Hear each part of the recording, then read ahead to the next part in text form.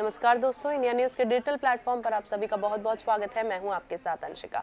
राजस्थान में होने वाले विधानसभा चुनाव में अब तक कांग्रेस पार्टी और भारतीय जनता पार्टी के बीच कड़ी टक्कर का मुकाबला देखा जाने वाला था। माना जा रहा था कि कांग्रेस और भाजपा राजस्थान विधानसभा चुनाव में आमने सामने होकर एक दूसरे को कड़ी टक्कर देने वाली है। दोनों दलों ने अपने अपने उम्मीदवारों के नाम घोषित कर दिया और एक दूसरे के खिलाफ, एक दूसरे की पार्टी के खिलाफ चुनावी ताल भी ठोक दी। लेकिन इसी बीच राष्ट्रीय लोकतांत्रिक पार्टी यानी आरएलपी और जिसके सांसद हनुमान बेनीवाल की पार्टी है, और वहीं आजाद समाज पार्टी के नेता चंद्रशेखर आजाद ने हाथ मिला लिया है और कांग्रेस और बीजेपी के लिए यहां एक बड़ी चुनौती दोनों ने मिलकर खड़ी कर दी है।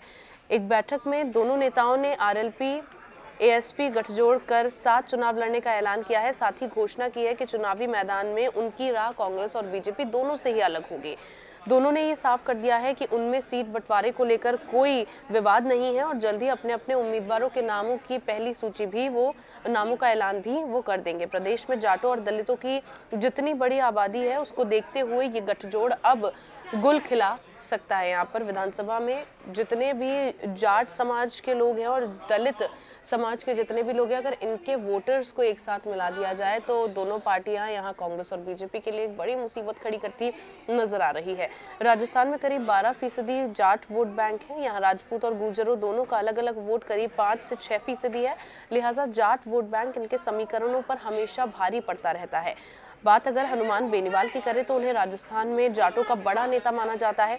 प्रदेश के जाट बाहुल्य क्षेत्र में हनुमान बेनीवाल की पार्टी का बड़ा दबदबा है।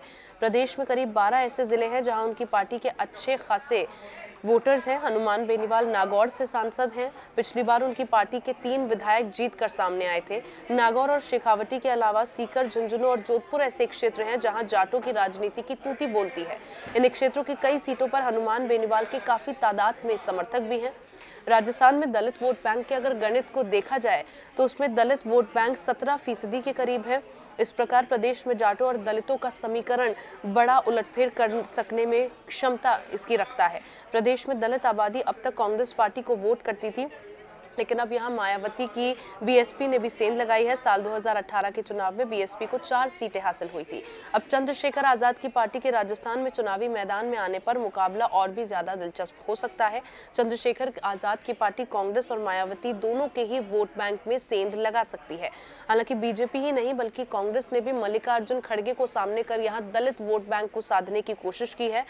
प्रदेश में दलित वोट बैंक को मजबूत करने की कोशिश की है, लेकिन कई ऐसी सीटें हैं जहां चंद्रशेखर आजाद की पार्टी इस वोट बैंक के गणित को प्रभावित कर सकती है। इसमें कौन कौन सी सीटें शामिल है उस पर नजर डाल लेते हैं।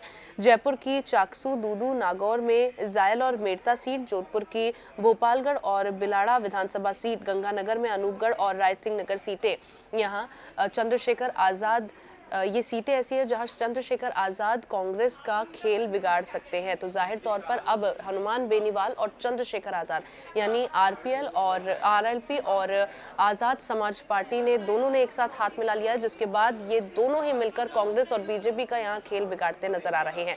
अगर आपको ये वीडियो पसंद आया तो इसे लाइक करें, शेयर करें, हमें कॉमेंट सेक्शन में कॉमेंट करके जरूर बताएं।